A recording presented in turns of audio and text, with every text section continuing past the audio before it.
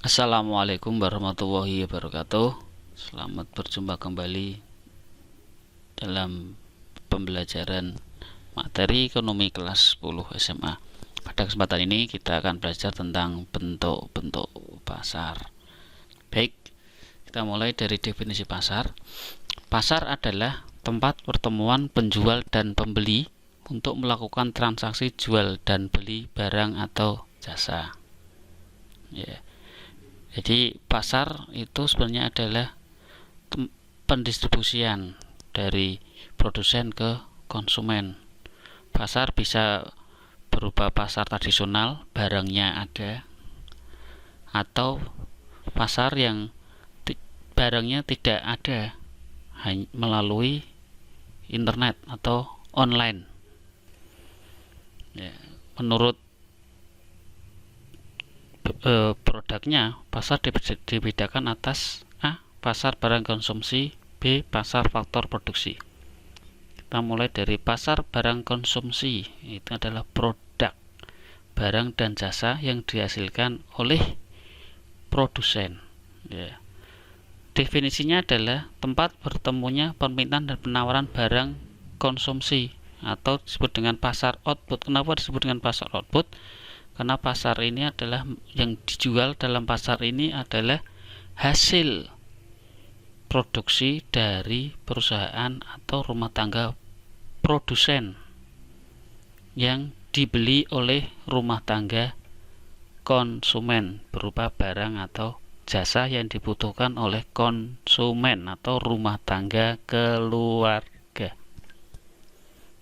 Sedangkan yang B, pasar faktor produksi adalah tempat bertemunya permintaan dan penawaran terhadap faktor produksi atau disebut juga dengan pasar input. Ya, kenapa pasar input?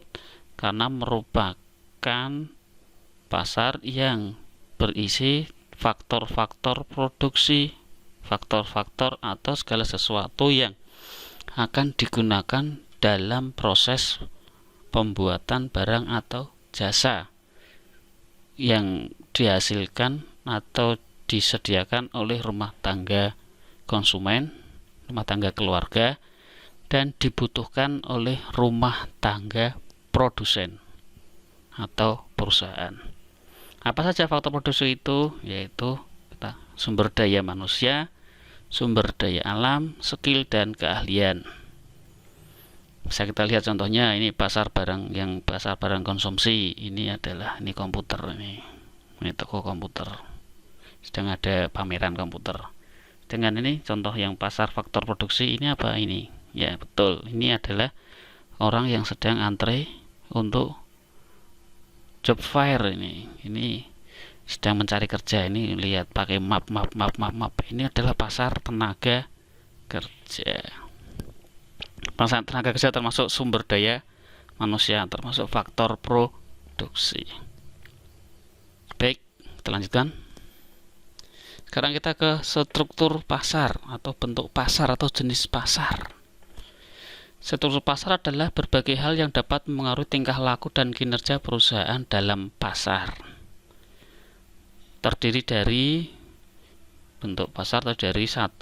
Pasar persaingan sempurna, 2. Pasar persaingan tidak sempurna. Sebenarnya 2. Pasar persaingan tidak sempurna nanti dibagi menjadi pasar monopoli, duopoli, oligopoli, persaingan monopolistik. Mulai pasar persaingan sempurna adalah pasar di mana penjual dan pembeli tidak dapat mengaruhi harga.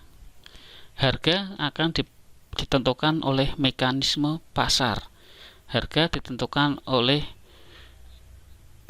keseimbangan antara permintaan dan penawaran. Harga akan sesuai dengan hukum permintaan dan hukum penawaran. Hukum penawaran masih ingat, ketika harganya tinggi maka penawaran akan tinggi. Sedangkan permintaan dari pembeli, ketika harganya tinggi maka permintaan akan rendah, maka nanti akan terjadi titik keseimbangan. Nah, ciri-ciri pasar persaingan sempurna adalah terdapat banyak pembeli. Atau sebenarnya kita lihat contohnya ini supaya kita ada bayangan. Contohnya adalah ini beras ya. Pasar beras termasuk pasar persaingan sempurna. Kita bisa melihat ciri-cirinya. Terdapat banyak pembeli ya, pembeli beras kan banyak sekali, setiap rumah tangga memerlukan beras. Terdapat banyak penjual ya, penjualnya banyak. Nah, petani untuk yang menjual beras juga banyak. Di pasar beras itu juga banyak sekali penjualnya. Barang yang dijual homogen, semuanya hampir sama. Beras semua bebas keluar masuk dan keluar pasar, artinya bebas untuk membeli ataupun menjual beras. Jadi kebebasan. Setiap pihak dapat mengetahui keadaan pasar dengan mudah. Semua pembeli atau penjual tahu harganya. Ada kebebasan untuk mengambil keputusan, artinya untuk harga, untuk memutuskan membeli atau tidak tergantung dari pembeli dan penjual itu sendiri. Ini pasar persaingan sempurna. Nah, kebaikannya dari pasar persaingan sempurna adalah menjual barang dengan harga sesuai dengan harga pasar. Mekanisme pasar, tidak ada yang bisa menetapkan harga baik pembeli ataupun penjual. Mendorong produsen untuk berproduksi secara efisien. Kegiatan ekonomi lebih sehat karena sumber daya produksi bebas keluar masuk. Nah, karena bebas. Sedangkan keburukan pasar persaingan sempurna adalah barang yang diperdagangkan bersifat homogen, sama semua. Tidak ada keunggulan satu produk dibandingkan produk yang lain. Nah, ini barangnya kan sama, kualitasnya juga kan sama. Terus inovasi produsen menjadi terhambat ya. Pasar persaingan tidak sempurna. Ini akan terjadi ketika ciri-ciri pasar persaingan sempurna tidak terpenuhi. Misalkan ketika salah satu saja ciri pasar persaingan sempurna ini tidak terpenuhi, maka pasar itu menjadi pasar persaingan tidak sempurna. Baik, kita mulai jenis-jenis pasar persaingan tidak sempurna. Yang pertama, pasar monopoli. Mono artinya satu. Pasar monopoli adalah pasar di mana hanya terdapat satu penjual yang menguasai pasar. Kata kuncinya, satu penjual menguasai pasar. Kita bisa melihat ini contohnya ini ya. Ini listrik, betul. PT Perusahaan Listrik Negara Persero sebagai penghasil listrik adalah contoh pelaku pasar monopoli di Indonesia yang menjual ya, produk ya. Produknya berupa listrik. Ciri-ciri dari pasar monopoli adalah hanya ada satu penjual, tadinya ada PLN saja. Terdapat banyak pembeli, hampir semua rumah tangga konsumen membeli produk listrik. Produk pasar monopoli tidak mempunyai barang pengganti substitusi yang dekat. Mau cari listrik di mana lagi selain ke PLN misalkan, kesulitan untuk mencari barang penggantinya. Kalau pakai baterai masih sulit juga. Ada hambatan untuk masuk pasar, yaitu adanya penetapan harga serendah mungkin, kepemilikan hak paten, cipta, dan hak eksklusif, pengawasan yang ketat terhadap agen pemasaran dan distribusi, skala ekonomis yang besar, kepemilikan sumber daya yang unik. Ini ciri-cirinya. Kebaikan dari pasar monopoli, yang pertama, menghindari produk tiruan dan persaingan tidak bermanfaat.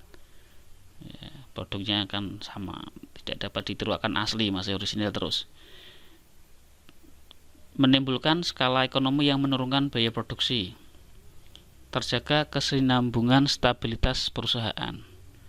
Mendorong penggunaan mesin berteknologi tinggi.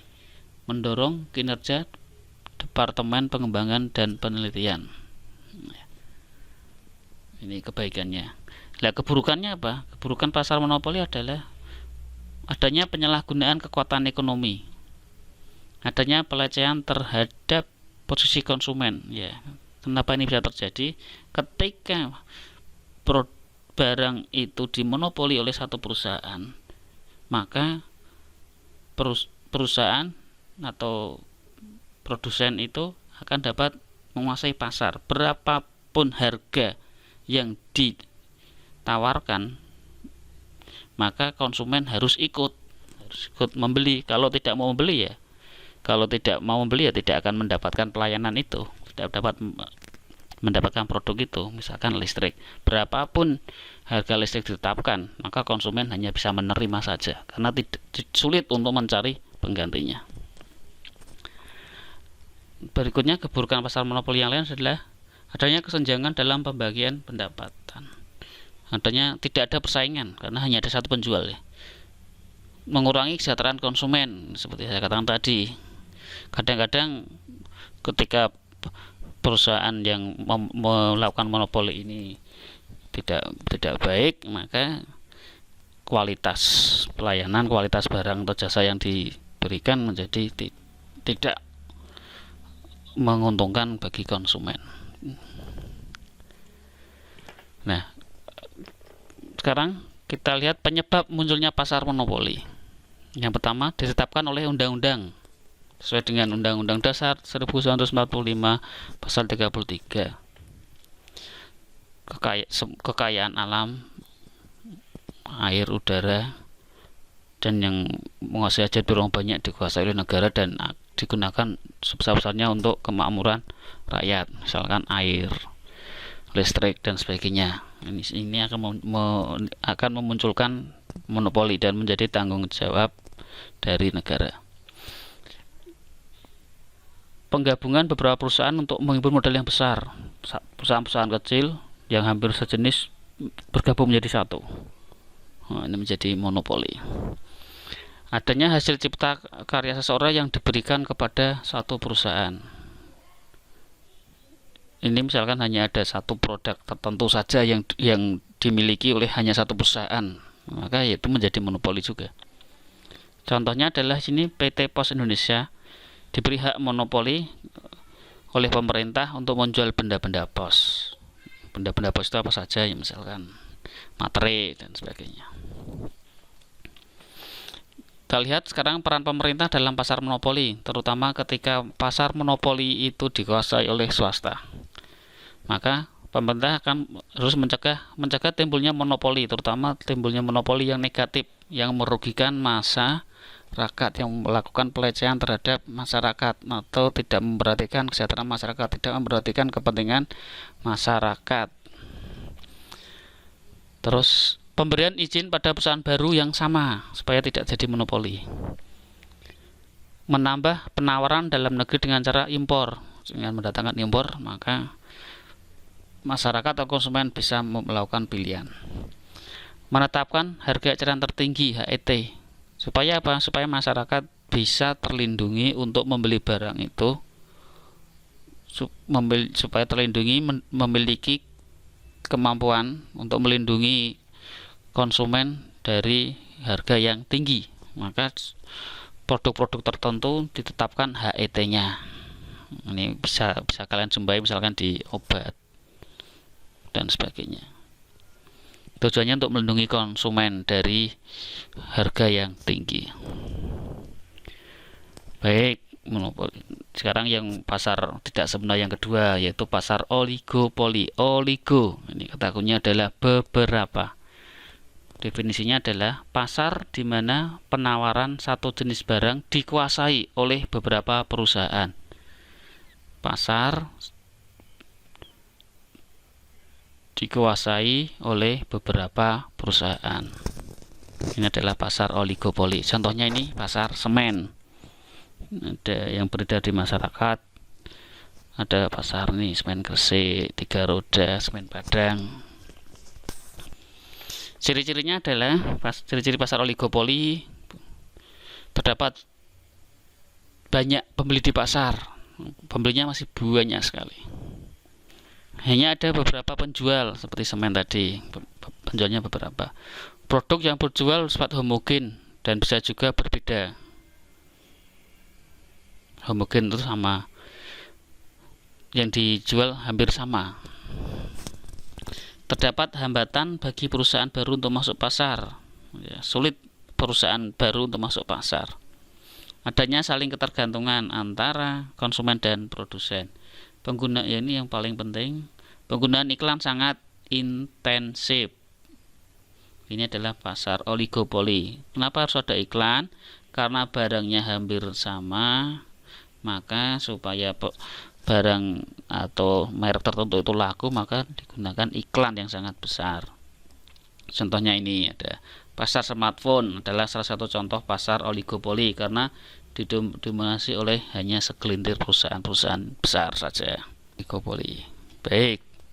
Sekarang yang ketiga, pasar persaingan monopolistik. Monopolistik, monopolistik artinya pasar yang memiliki sifat monopoli.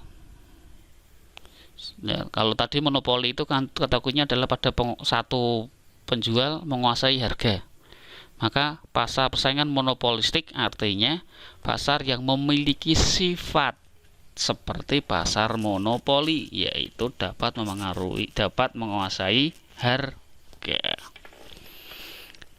Pasar persaingan monopolistik adalah pasar di mana terdapat banyak produsen yang menghasilkan barang yang serupa, tetapi memiliki perbedaan pada beberapa aspek, memiliki ciri khusus, memiliki kekhasan sendiri, dan menguasai pasar atau menguasai harga.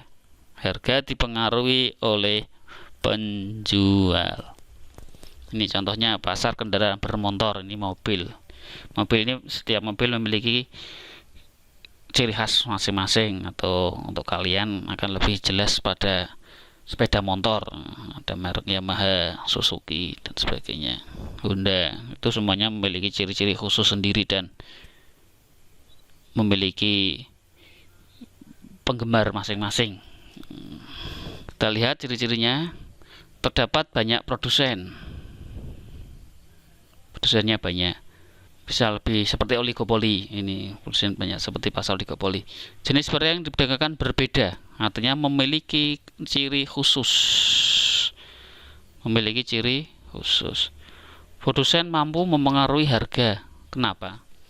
Dengan pengaruh iklan yang sangat kuat, maka pembeli atau masyarakat atau konsumen terikat, atau cara bahasanya kadung tresno terhadap suatu barang tertentu, suatu merek tertentu dari sebuah perusahaan pabrik. Maka berapapun harga yang ditetapkan oleh penjual, maka konsumen akan mengikuti, gitu. Nah, seri berikutnya adalah produsen baru mudah masuk pasar. Ini bisa masuk pasar ketika memiliki ciri khusus dan memiliki iklan yang kuat. Promosi penjualan sangat aktif. Ini promosi, kenapa promosi harus aktif? Ada iklan harus aktif. Ini sama dengan yang oligopoli. Untuk monopolistik iklan harus aktif. Kenapa? Supaya pangsa pasar tidak berubah, supaya suatu merek itu tetap bisa menguasai pembelinya, atau dengan kata lain, pembeli atau masyarakat tidak bisa pindah ke lain hati. Konsumen tidak bisa pindah ke lain merek. Nah, memang ini disengaja oleh produsen atau oleh perusahaan. Ya, kebaikan dari pasar persaingan monopolistik, perusahaan terdorong untuk mengadakan inovasi. Masyarakat mendapatkan pelayanan yang baik. Kenapa ini? Supaya masyarakat, sekali lagi, supaya masyarakat atau konsumen tetap setia kepada produk tersebut. Nah, keburukannya apa? Keburukan pasar persaingan monopolistik adalah harga barang mahal. Ya. Ketika sudah ada ikatan, sudah ada kesetiaan, karena adanya inovasi yang lebih baik, karena pelayanan yang baik, produk yang baik, kualitasnya tinggi, maka berapapun harga yang ditetapkan oleh perusahaan akan tetap diikuti, akan tetap diterima, tetap akan dibeli oleh masyarakat. Pasar oligopoli bisa berubah menjadi pasar monopolistik ketika pengaruh iklan yang sangat kuat di pasar oligopoli dan menyebabkan pembeli atau masyarakat itu terikat, tidak bisa pindah ke merek lain atau barang lain, dan harga yang dijual itu akan tetap diikuti, tetap dibeli. Berapapun harga yang ditetapkan oleh perusahaan tetap dibeli oleh masyarakat, maka pasar itu menjadi pasar monopolistik. Ya, jadi pasar monopolistik ini bisa berasal dari pasar oligopoli ketika iklan yang kuat bisa memengaruhi bisa mengikat dari masyarakat, sehingga berapapun harga yang ditetapkan oleh penjual tetap diikuti oleh masyarakat, berarti menjadi bersifat monopolistik. Kita lanjutkan peran pasar dalam kegiatan ekonomi. Yang pertama, mengatur kegiatan produksi agar barang dan jasa tetap tersedia di dalam masyarakat. Kalau barang dan jasa tidak tersedia, maka terjadi inflasi, akan terjadi kelangkaan. Ini akan menyebabkan ekonomi menjadi tidak baik. Yang kedua, menetapkan harga dan nilai sesuai dengan hukum permintaan dan penawaran. Yang ketiga, mendistribusikan barang dan jasa agar barang yang diproduksi dari perusahaan, dari RTP, matang perusahaan, bisa sampai ke tangan konsumen atau masyarakat yang membutuhkan, atau RTK.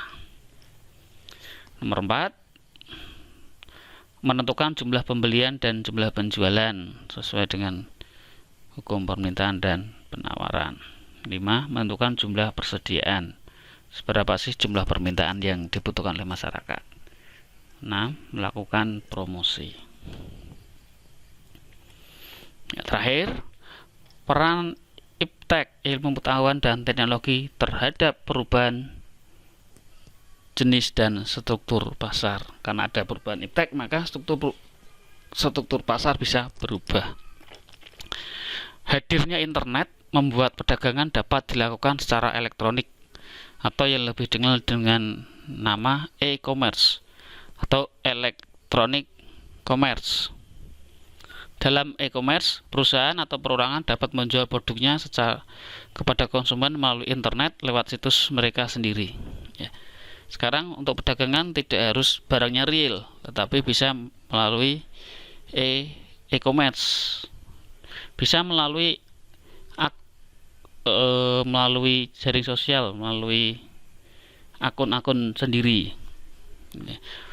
Produsen bisa memasarkan, bisa mempromosikan hasil produksinya melalui akun mereka sendiri, misalkan bisa melalui Instagram, Facebook, Twitter, Telegram yang milik mereka sendiri, atau bisa dipasarkan melalui aplikasi online. Baik pembeli atau penjual bisa lebih mudah kalau melalui aplikasi online seperti ini. Pembeli dan penjual bisa mudah untuk melakukan transaksi. Ada Shopee, ada Bukalapak, Tokopedia, OLX, Blibli, dan sebagainya. Banyak sekali sekarang e-commerce. Iptek juga dapat mengubah struktur pasar. Contohnya inovasi di bidang iptek seperti perkembangan komputer tahun 80-an mengubah kondisi industri komputer yang dimonopoli oleh perusahaan IBM. Dulu sebelum 80-an IBM yang menguasai pasar komputer. Atau belakangan ini di dalam pasar smartphone itu, sebelum adanya teknologi Android ditemukan, pasar smartphone dikuasai, pasar HP dikuasai oleh Nokia. Tapi begitu Android ditemukan, maka struktur pasarnya berubah, tidak dikuasai lagi oleh Nokia. Baik, sampai sini dulu pembahasan kita. Saya ucapkan terima kasih atas perhatiannya. Jika menyukai video ini, silahkan klik suka. Jika ada klik saran, silahkan berkomentar. Jika video ini bermanfaat, silahkan klik subscribe. Saya akhiri. Assalamualaikum warahmatullahi wabarakatuh.